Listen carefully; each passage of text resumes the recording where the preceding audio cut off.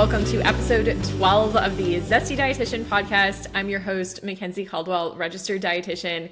Today, I'm interviewing a good friend of mine who went to grad school with me at Carolina, Ella Schowchert. She is a registered dietitian in the Raleigh, North Carolina area.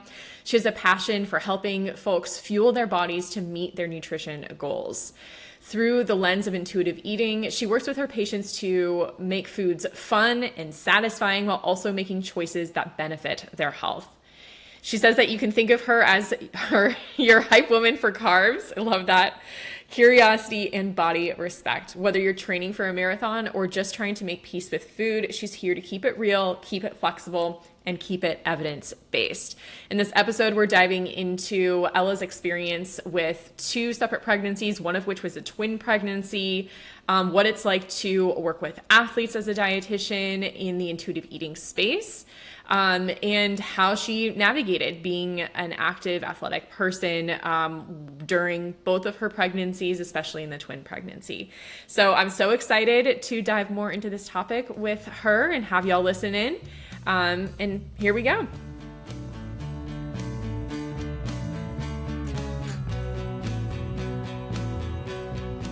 Hello, Ella. Thank you so much for joining us today. Of course. Thank you so much for having me. Yeah, absolutely. I'm so pumped to have you on. I've known you for, how many years have we known each other?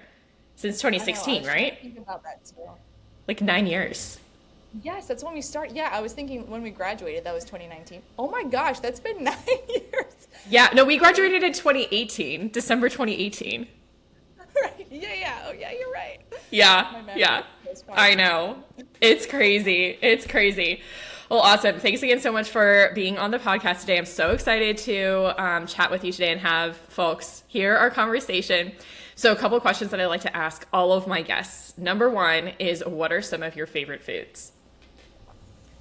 Yes, my favorite foods, tomato soup is definitely, brings me back to childhood, soothes me, like comfort food for sure. But honestly, anything with a tomato is very versatile. Spaghetti, pizza, all the things. Yeah, those are probably my favorites. Love that. That's awesome. And what are some of your favorite ways to move your body?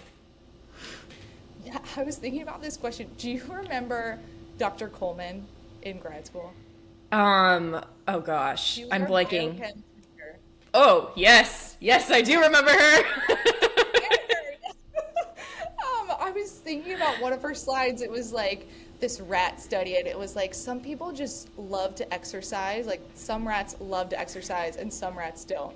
I definitely think that translates into humans, but I am someone that loves to exercise. So any form of exercise, I love to play. Right now, I mean, obviously I love to play soccer. That was a big part of my life. But now more the whole body stuff, like triathlon, trying to get some cross training in, tennis, swimming, yoga, that sort of thing is my jam.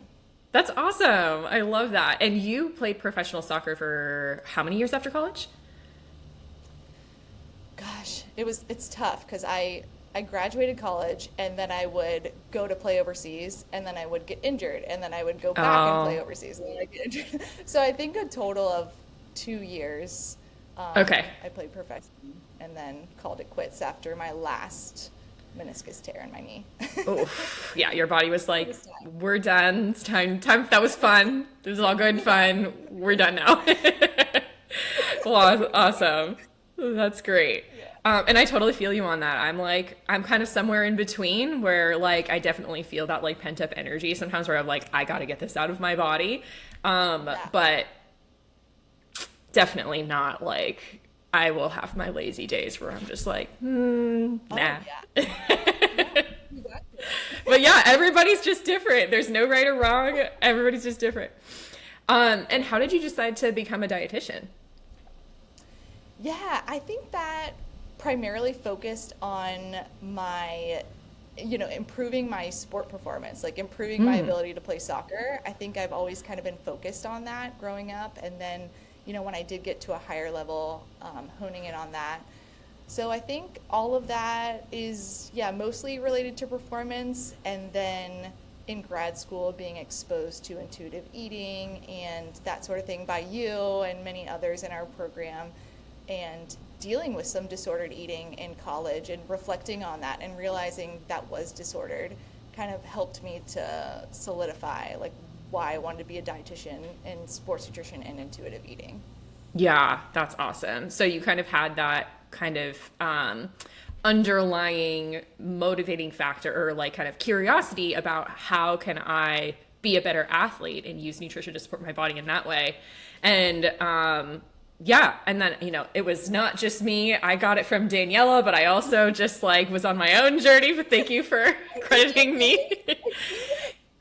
Yeah. You're so advanced in intuitive eating. Like you were, I feel like the poster child of it in grad school, which is, it's cool. Yeah. Well, thanks, but no, I think I just was angry and loud, to be honest. Yeah, no, I really kind of, it was Daniela, and Daniela, who we're referring to, is an amazing dietitian also who's in our grad school program. She works here in Charlotte at New Paths Nutrition, which is another of our colleagues named Lindsay Helton. So Daniela, if you're listening to this, you didn't ask to be on this podcast, but now you are. But Daniela Maciello is amazing, and yeah, she had like gone through a little bit more like therapy and stuff on her own first, and we were sitting at the pool like before classes started because we both had the same summer research job. That's how I met her, and she introduced me to the idea of intuitive eating. I think I had kind of like heard of health at every size in undergrad, but it was like skeptical because it was just kind of like thrown out there, and I was like, this goes completely opposite to everything y'all just taught me for the last 4 years. So what is this? But yeah, really got me thinking, and it just kind of clicked. So yeah, I think after I just got angry and started talking about it more. That is so funny that you bring that up because I feel like we had like, there's just like minor fights about this. Like, Ella, you can do intuitive eating. And I'm like, no, you can't. As an athlete, you cannot do intuitive eating. And it's really funny how that kind of framed, like you planted those seeds for me to explore that a little bit more, which is now it's like the foundation of my entire practice. So that's awesome. Thank you. Yeah. And, you know what? That's my MO, is I just like get something on my mind and it feels unjust, and then I can't shut the heck up about it. So I love it. Yeah. You're welcome. What they teach us in school, which, you know, for those who don't know, it's really focused on like calorie ranges, understanding macronutrients, which is all really important. Nutrition is a science. It's important to understand how that makes us feel as well. But no one taught us about intuitive eating. Like that wasn't a framework that we learned about. No, not really. It really wasn't. And I think our professors were like, the director of our program, I think, tried to instill a sense of kind of like neutrality around body sizes and like ethical practice and everything like that. But I know that like UNC does have like a big obesity research program, and I know that there had been some drama in the past about like what she was or was not allowed to teach in our program, which is really sad. And so I'm glad that we were able to still kind of like have those conversations and like just kind of help each other learn outside of exactly what was happening in class. Yeah. Right. Exactly. And you know, it's not like it's not based in research. It absolutely is a scientifically backed approach to nutrition and nutrition counseling. So yeah, absolutely. I do think that's important to mention too. Like there's over 150, I'm sure there's more now, you know, by the time I did this presentation, it was a couple of years ago, but over 150 validated studies supporting the science behind intuitive eating and how it does lead to improved health. So yeah, let's just absolutely throw that out there while we're talking about evidence-based. Yeah, absolutely. And like there's growing research in pregnancy specifically too on like blood sugar management and kind of like improved weight gain outcomes in pregnancy. But even if you look for like mindful eating, which is very similar to intuitive eating, has a lot of similar principles, there's even more research on mindful eating as well. So I think it's silly and sad that it's not taught to dietitians in undergrad and grad school, for sure. Yeah. And maybe it is now. Who knows? I think some programs are. There's definitely some that are a little bit more kind of up to date in what they're teaching in school. That is for sure. So in addition to being a dietitian, I know that you're also a certified strength and conditioning specialist, right? CSCS? Is that what it is? Yes? Okay, cool. How do you incorporate that into your work as a dietitian?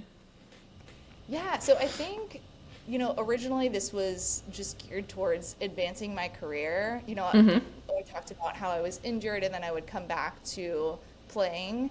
In the time when I was injured, I was like, okay, like how can I advance my career? And then my sister is a certified strength and conditioning specialist, which certifies us to train Olympic level athletes. Do you want me to be your personal trainer for that? You do not. I'm very passionate about nutrition. I really was just trying to advance that career. But it is really helpful to understand how exercise translates into,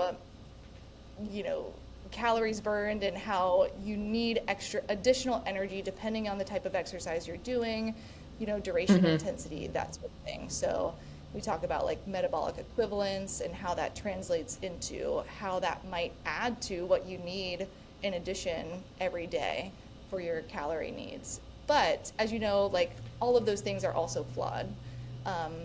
What we predict as your exact calorie burn is not going to be, it's very individualized. So I think it helps me to understand the athlete a little bit better. It definitely helps me to understand the type of exercise that they're doing and how that might impact nutrition. Yeah. So you're kind of using it as a supplement to your nutrition counseling, not necessarily something you're like doing on the side as like, do you do any actual personal training right now? Yeah, that's a good question. I used to do personal training. So right when I got my CSCS, I did Run Raleigh I'm actually in the facility of Run Raleigh. So it's three female business owned facilities. So it's Run Raleigh, Fuel NC Nutrition, and then my sister actually owns Brick Strength and Conditioning. And so she actually was the one who was like, you should get CSCS certified. And so I did, and I did use it for a little while, but it's just not something I'm passionate about. I think that when you're deciding what you should do as your career, definitely drive for what motivates you, what drives you, because I could read nutrition papers all day, every day. I would look at like some of my CEUs that I do for my CSCS. I'm like, I'm just not passionate about this area. Yeah. So yes, am I, and do I keep up with my CEUs? Absolutely. But you don't want me to be your personal trainer. You want somebody who like is a little bit more excited about it. Yes. But that's cool. Let me walk you next door to my sister. Yeah, that's awesome. I love that. It's cool that we can, as dietitians, have these additional certifications that kind of like support our practice overall, and just kind of like brings an extra like depth of expertise to it, even if you don't actually like practice that specifically. So that's super cool. And something that I really want us to dive into is twin pregnancies. So you have now been through 2 pregnancies, one of them with twins. Can you just tell us a little bit more about how both of those pregnancies went for you? Have a little bit of like PTSD. It was a lot in a couple of years. Sure, yeah. But yeah, so my first they're not that bad. Pregnancy is not that bad for anyone listening. It's a beautiful experience. But it was back to back for my husband and I. And so it took us a long time to get pregnant initially. And so through the process of, I'll call it infertility. I know it's not technically infertility until you hit like a year of not being able to get pregnant, but we were not able to get pregnant for 11 months. And so when we did actually get pregnant, that was when my fertility specialist was like, let's try, your TSH, which for anyone listening, thyroid stimulating hormone, which is an indicator of how well your thyroid is working. That was a little bit on the higher end that they would want for me. And so they suggested some thyroid medication. So in order to get pregnant for the first time, I had to start thyroid medication, and then 4 to 6 weeks later, I was pregnant with Callie. About 8 months after that, we were like, let's just start trying again, because it took us a long time the first time to get pregnant. Let's try again. And got pregnant the first time. And then found out that it was twins. So it was really a blur. So, yeah, and that twin pregnancy, which, yeah, I'm sure you want to focus on that because it's definitely unique, but that twin pregnancy is definitely different than my singleton in my first pregnancy. Just thinking about that first trimester and your HCG levels. So the test that they run to see, what is that test? I don't know like what HCG actually is. I just know how it impacts how I feel. Human chorionic gonadotropin? Don't ask me where that's coming from. Right.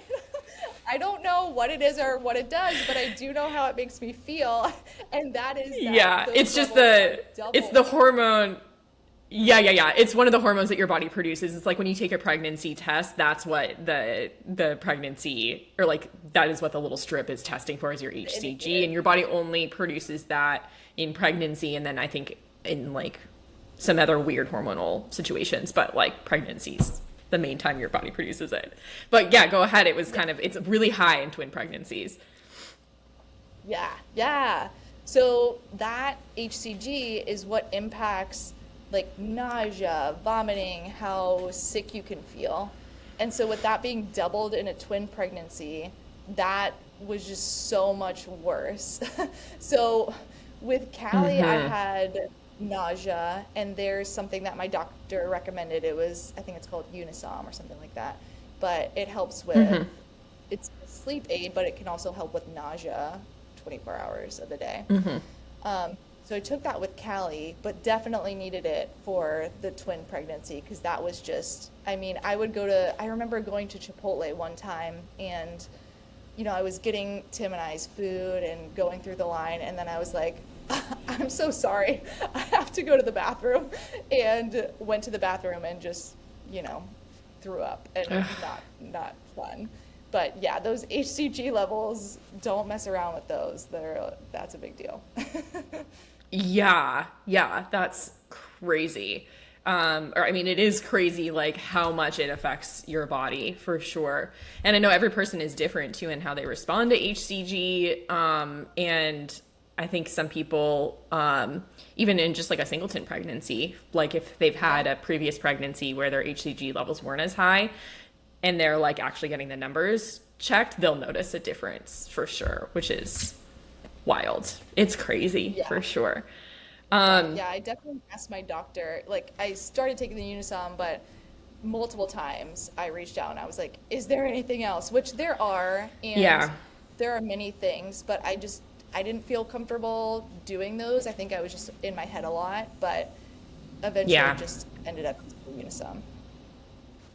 Yeah, and Unisom can work wonders for some people. Other people choose to do Zofran. There's like a very slight increased risk of cleft palate, so it's important to talk to your doctor if you decide that that's something you want to try out. Some people use Reglan, but you can only use that for so long. And then I think Bungesta is like or Diclegis. Both are like prescription options that are considered safe in pregnancy. But, with anything, there's always going to be pros and cons for every person. So you always got to talk about that with your doctor. But people never, Unisom is over the counter, so I always tell people just like call up OB. Like you can talk to the nurse about Unisom. You don't even have to get an appointment with your doctor to talk about that one, unless there's something like specific with your medical history. But can do wonders for sure. So the nausea was harder. What else was different about that pregnancy for you? So, I think we might talk about this later, but the exercise was a little bit different for me. So with a single, you're larger. You have more swelling. At least that's what I experienced. I know everyone's experience is a little bit different. Some people get reflux really bad or different things, but my biggest symptoms were just like being larger. Obviously there's two babies in there.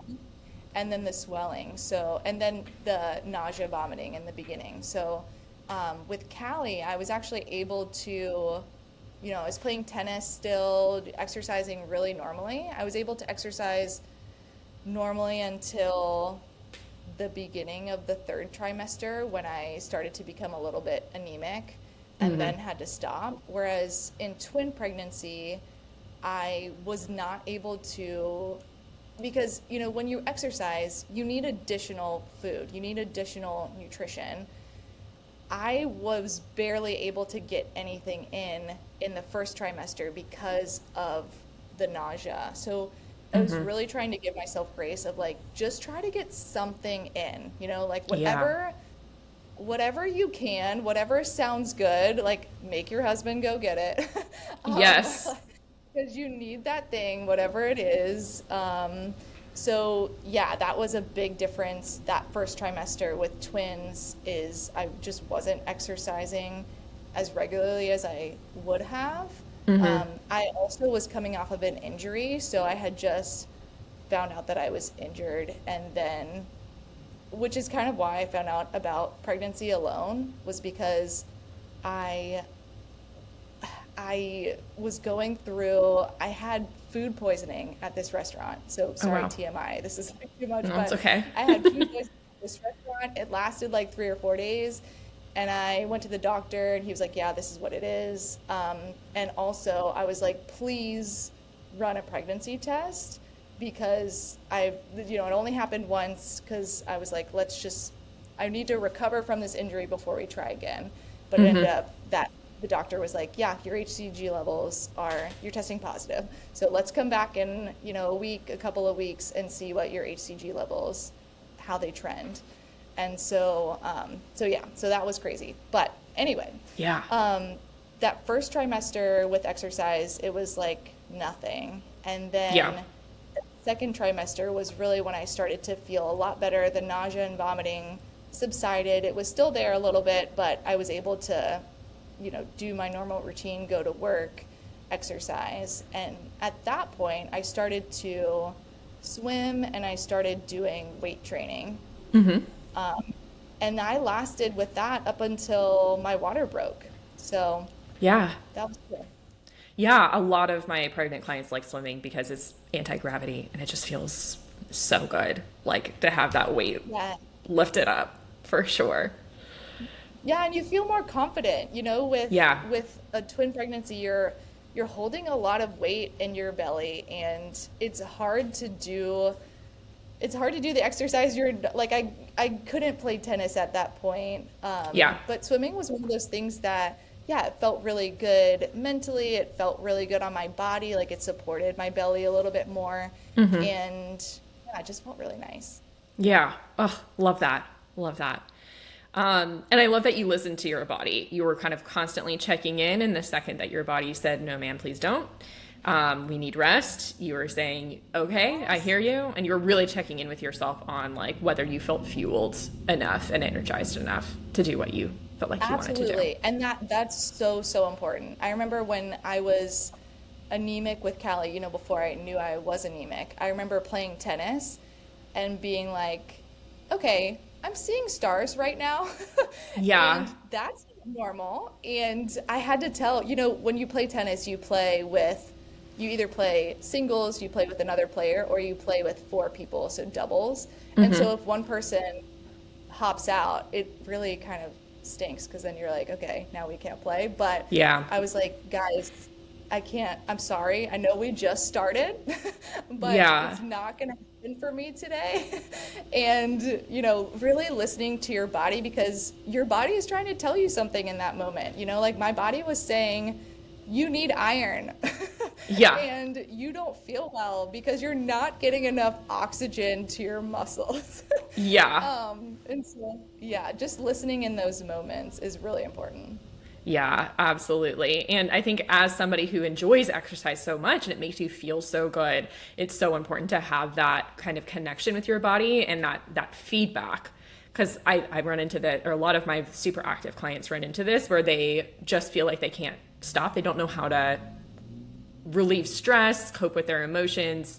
it's one of the best things that they know how to do for their mental health. But especially if they're kind of stuck in disordered eating mindset, they don't know how to take a break, even if they're not feeling well.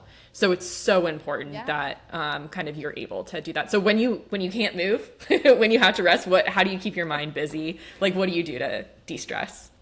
Or are there any more like gentle forms of movement that you do instead?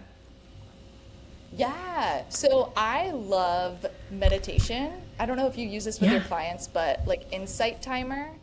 Yeah, I've suggested that a couple times. Yeah, it's free, and you can basically hop on. If you find someone that you like, you can, hop on and follow them and do all of their meditations. But even if it's like 2 minutes, 5 minutes, just that deep breathing and reconnection to be like, okay, life is stressful. Life's going to throw some curveballs at you, but just having even just that minute to reset is a big deal. I even do that sometimes now with putting down my twins. Sometimes I put Callie down. My husband and I both do this together. We're very much a team, but we put Callie down and then we put the twins down, and it's hard. Like, it's not an easy thing. Babies are screaming. You only have 2 arms. You're doing a lot. And so sometimes when I put them down, Tim was out of town last weekend. I put the babies down, and I just put on my speakerphone like a meditation, and I was like doing the dishes and breathing. And it's like, it's so nice. And just that couple of minutes to regenerate really does make a difference. I know it's hard to think, 2 minutes, 3 minutes, but it really does make a difference. Yeah, absolutely. And it's kind of doing something physiologically similar that you might get from physical activity, especially if you're somebody that likes yoga too, because yoga is literally a moving meditation. And remembering that you can do that while you're just doing a chore, or it could be just for 2 or 3 minutes. It doesn't have to be like a full 15, 30, 45 minute meditation. It can be super short. It can still be super effective being short too. Yeah, exactly. So I'm sure you talk about that with your clients too, of just starting, let's just start small.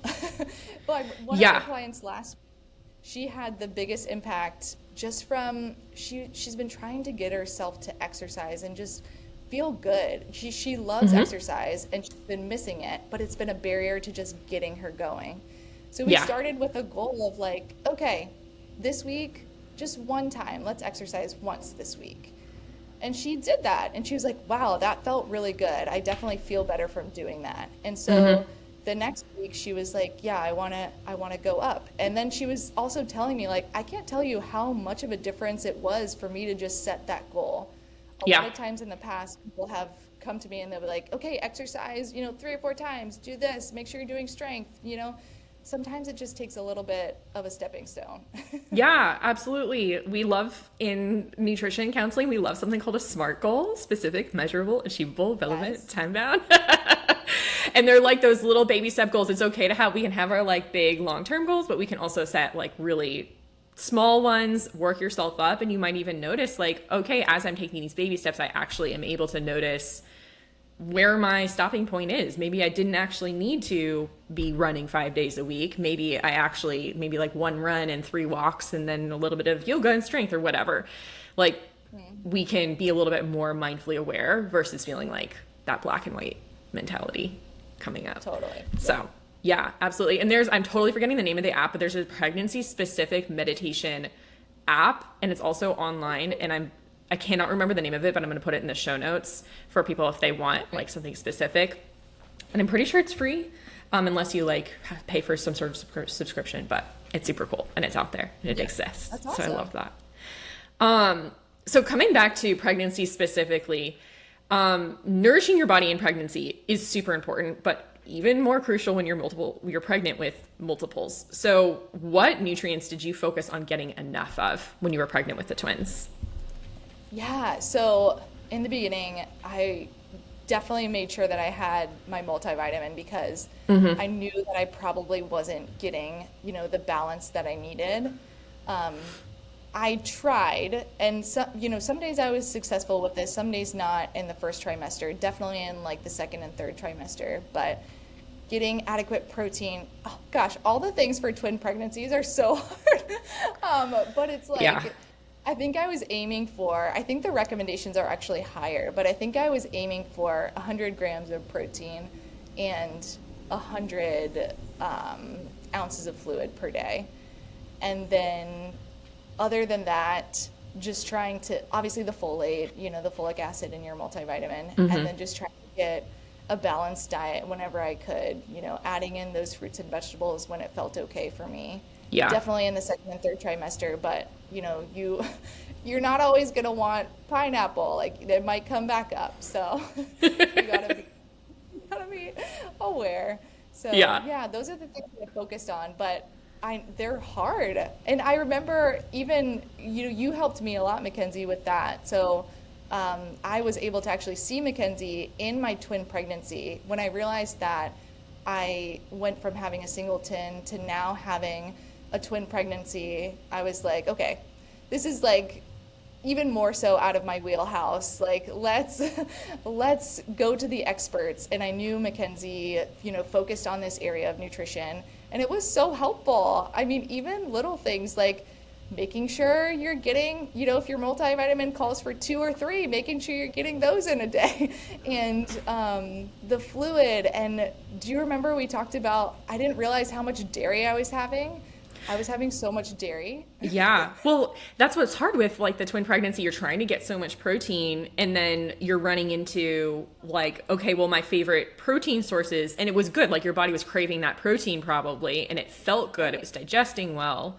But then I think we ran into, you were probably overdoing your dairy. We didn't want you to eliminate dairy. No. She's good. She did not need to eliminate dairy. That's not what we're saying.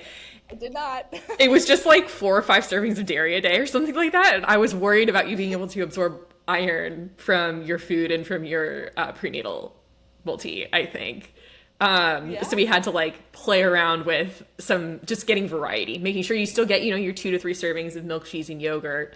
But then having like some of the what were the other like quick proteins that you utilized in that pregnancy? Yeah, I do just generally like a lot of milk, just like drinking milk. It's so easy. You just pour it into a glass, get the protein. Yeah. Protein shakes. I was doing yogurt. It's an easy grab and go. I was also doing like a lot of beef jerky or turkey jerky, that sort of thing. Yeah, yogurt and milk, I think, were the biggest things that I was like, I was probably at a lot. Yeah. I probably tried to get you to eat eggs. I can't remember how you were doing with eggs though. Yes, the hard-boiled eggs. I have been having them more in the morning. And it's easy to like fry eggs. I think that was a barrier for me to like cook something in the morning. But even now I like throw, a couple of eggs in on the frying pan. It's super easy. But yeah, absolutely. I think everybody, like, I am not going to fry eggs in the middle of the week. And this is the thought I have. Like, when I'm pregnant, I'm going to have to figure out my egg strategy because I will not fry eggs on a weekday morning. It's not going to happen.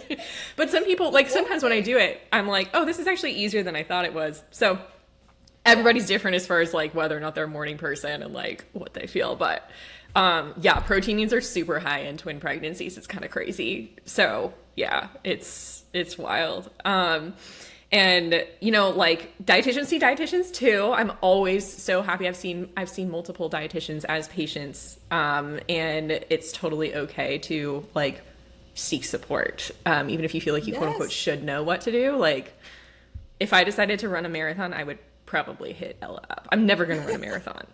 It's not going to happen. Fuel for that, Mackenzie. We can do that together. If you want to. But yeah, no, that was like so comforting. And for moms who have multiple children as well, just thinking through way back when I was pregnant with the twins and then I still had Callie, who was, they're 16 months apart.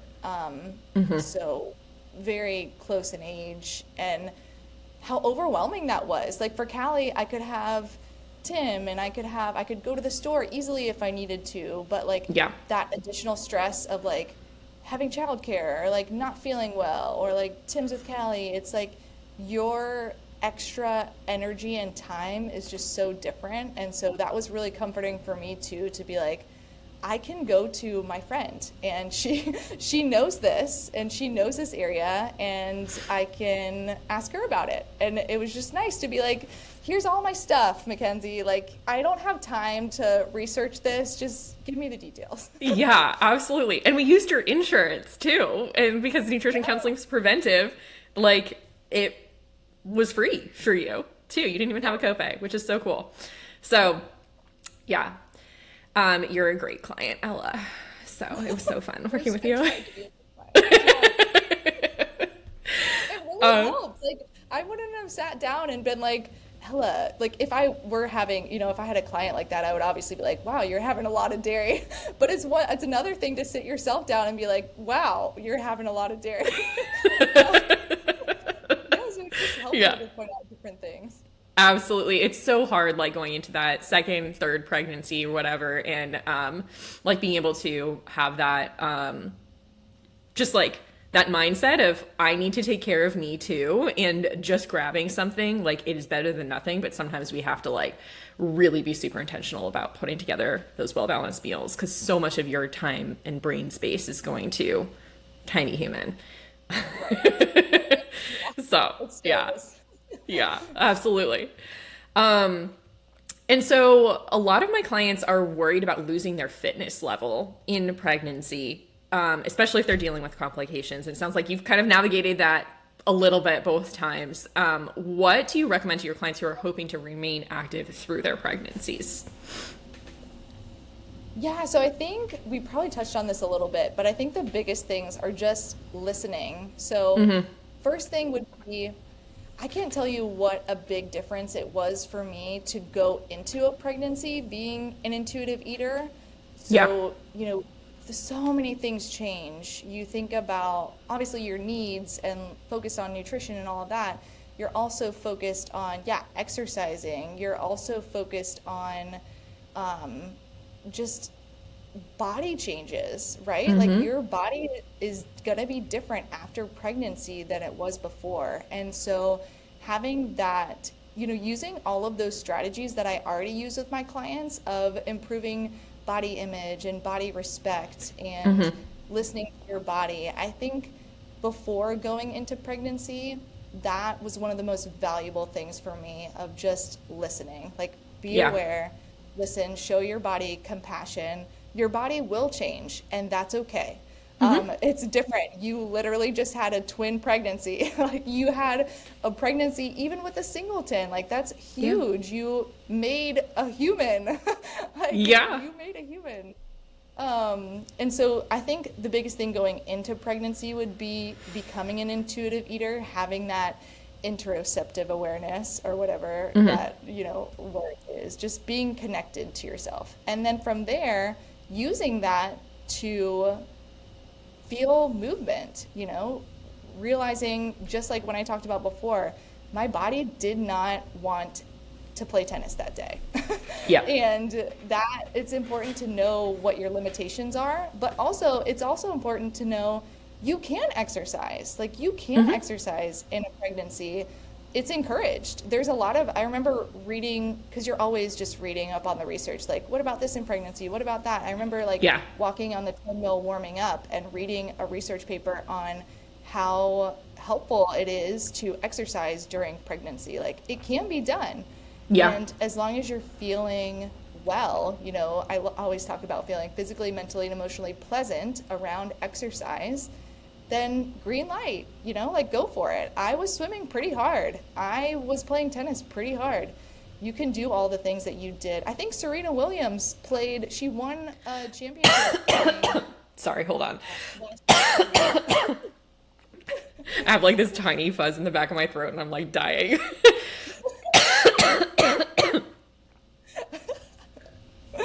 You gotta drink the water. Yep. Okay. Serena Williams, go ahead. No, I was just saying, I think Serena Williams even played in the championship, and I think she won while she was pregnant. So you can do the things that you've already been doing. Obviously, consult your doctor, but you can do it. Absolutely. And I think there's some unfortunate misinformation around exercise in pregnancy that still circulates. Some of it I think is a little bit old school. Like I had one of my interns was like, oh, my friend's pregnant. And she told me that her doctor told her to not lift more than 10 pounds in pregnancy. And I was like, No. that's definitely not true, unless you are on bed rest or something. But I've had clients who, for example, like had a cerclage or something because of like miscarriage history. But her limit was 25 pounds. So of course, every body is different, and please do listen to your doctors. But if they say something that sounds pretty extreme and you have a normal, healthy pregnancy, Right. ask more questions, ask some follow-up Ask more questions. questions. That's what I was going to say. Yeah. Yeah. Ask. Yeah, absolutely. But general rule of thumb is if you did it before pregnancy, you can do it in pregnancy. We just don't advise starting something totally new. Unless, you're just like not somebody who ever even went on walks, then that's probably fine. Set slow like goals and work yourself up. But yeah, generally just don't try something totally new and crazy and you will be fine. And exercise has so many benefits for prenatal well-being for sure. And we've talked a lot about intuitive eating already, but specifically, what are some barriers that your athlete patients run into with intuitive eating? I know you mentioned that at the beginning of like, oh, you can't be an intuitive eater. That was a worry that you had in your head. Like you can't be an intuitive eater if you're an athlete. So how do you navigate that with your patients? Yeah. Yeah, this is a great question because for any of you like doubting intuitive eating, I was in your spot, right? Like, especially as an athlete, you think about there's recommendations for everything. There's recommendations for pre-workout, during your workout, post-workout.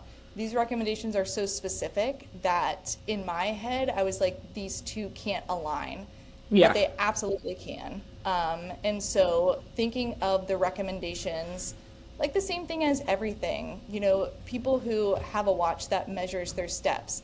Can that be a positive thing? Absolutely. Can that be a negative thing? Yeah. It can definitely be a negative thing. It really is just your perception and how you feel and how it makes you feel. And so I think when learning that, it really helped for me personally to be like, okay, that makes total sense. Like these are tools, right? And we can use these tools. And these tools help us to feel better, again, with the goal of intuitive eating being physical, mental, and emotional pleasantness around food and exercise. And going along that, I feel like the biggest barrier, which is probably the biggest barrier for all of us as dietitians, is like, carbs are your friend. Yes. Like, let me be hype girl for carbs. Like, you cannot exercise without them. Your body prefers them. Your body wants to run on glucose for exercise. And so really helping my athletes to understand that. And in the field of sports nutrition, we generally use this analogy of like a car. So with the frame of the car acting as like that muscle, that support, that injury prevention, and then the fuel of the car acting like your carbohydrates. So if you want to go long distances in your car, if you want to take a road trip, that's going to require more fuel. And as your exercise intensity and duration increases, you have an increased need for carbohydrates. Your body, if we don't get adequate carbohydrates, then we're pulling from our muscle to use as fuel. And that's a disservice to us because we want to maximize your lean muscle so that you can go out there and run or play tennis or do whatever you want to do. So I think carbs is the biggest barrier, and hands down. Yeah, absolutely. And there's so many messages that diet culture tells us about body shape and size. And a lot of like myths that come up with sports nutrition and just like nutrition in general. And so a lot of people feel like intuitive eating is just eating whatever you want, quote unquote, but it's really not. It's saying like my body gives me strong messages and I am paying attention to the feedback that my body gives me.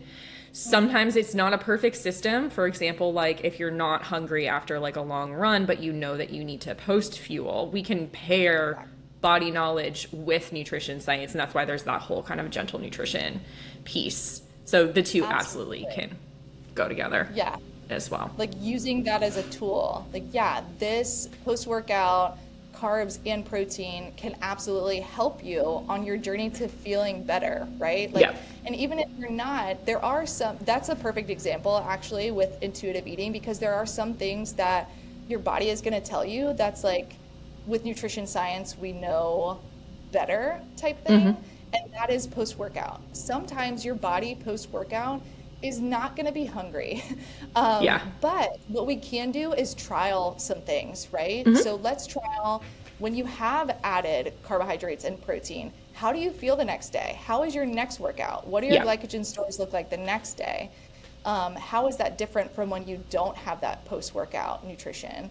And so from there, it's really easy to be like, okay, I feel better, and I'm going to choose this way because the goal is to feel better.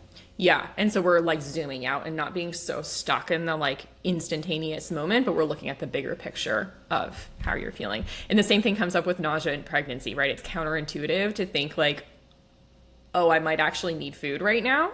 But oftentimes nausea is actually hunger in pregnancy, and it can show up in other aspects of life too. So eating frequently can make you feel less nauseous, even though that sounds like the worst idea in the world in that moment, for sure. Yeah. Awesome. Well, thank you so much, Ella, for joining us on the podcast today. This was such a cool conversation. Hopefully folks are coming away with some cool little tidbits of nutrition information and feeling inspired, especially if there's somebody who's planning a pregnancy and is an active person. And or like they're pregnant with twins and they're terrified. Like there's some things that we can do to kind of improve our well-being overall. So where can folks find you? Yeah, so you can go to our website, fuelnc.com. So Fuel NC Nutrition is our practice. So we focus on sports nutrition and intuitive eating, obviously the things that we talked about today. And then we're also on Instagram at fuel.nc.nutrition. Awesome. Thanks so much, Ella, and I hope you have a lovely day. Yeah, you as well. Thanks, Mackenzie.